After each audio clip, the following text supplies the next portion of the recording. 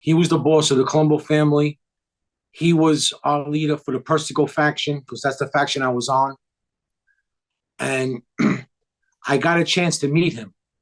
Even though he went to prison when I was young, I got a chance to meet him in the visiting room, visiting my father. He would be in the visiting room when they had the commission case. And I got a chance to really sit down and talk with him on a prison bus.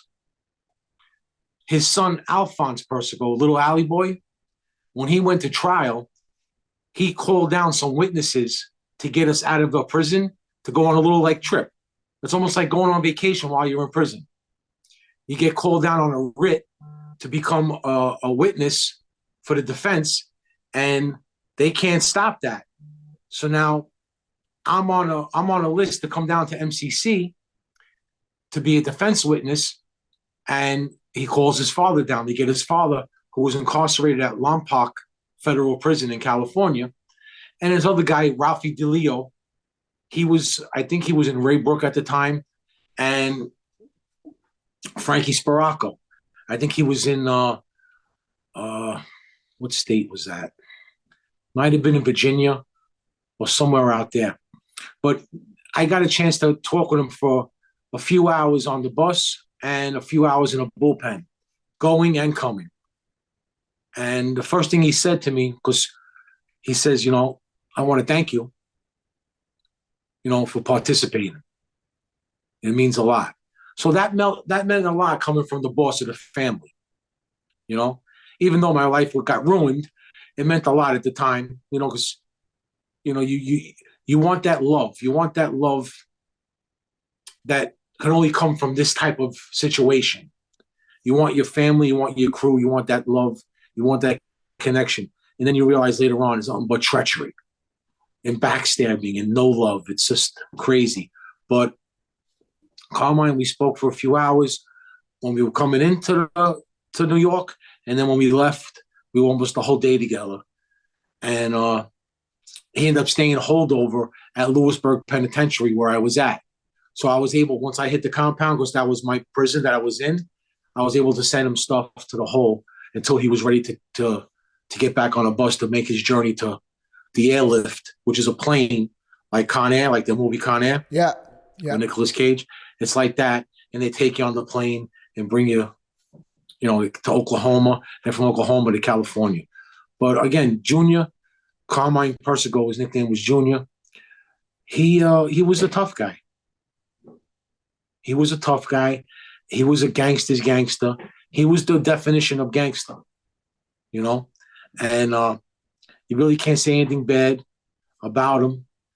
I didn't know him well enough to find anything bad. I just heard what I heard growing up. I heard what I heard through books and, around the crew from the older guys. And again, he was a gangster's gangster. He went out until the end. Some people were a little aggravated with him during the commission case. He represented himself like a lawyer.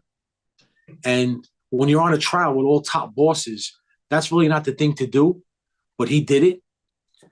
And a couple of them behind the scenes called him, not a rat, but he shouldn't have did what he did. It wasn't fashionable to do that, to have a boss represent himself. And that's the only bad thing anybody could probably say about him. I'm sure there's other things about him, but it's not my place to say anything bad.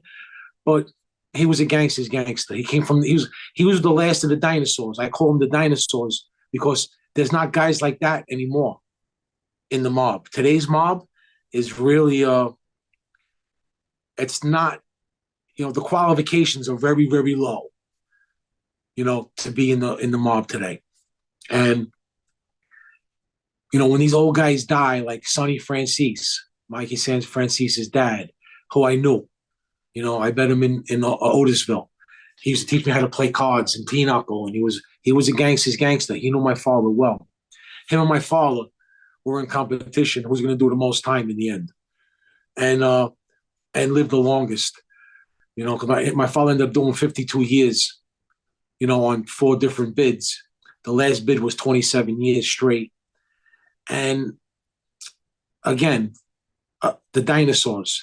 There's not many left. There's very few left, right? A handful, because in the last 5 years, a lot of them died. And that quality of gangster will never be seen again, because they came up in a different era, an era where, if somebody was cooperating, they were dead the next day, or as soon as they found out, they were taken care of. It wasn't like today where, guys are doing whatever they have to do to be in the life because they know they have an exit.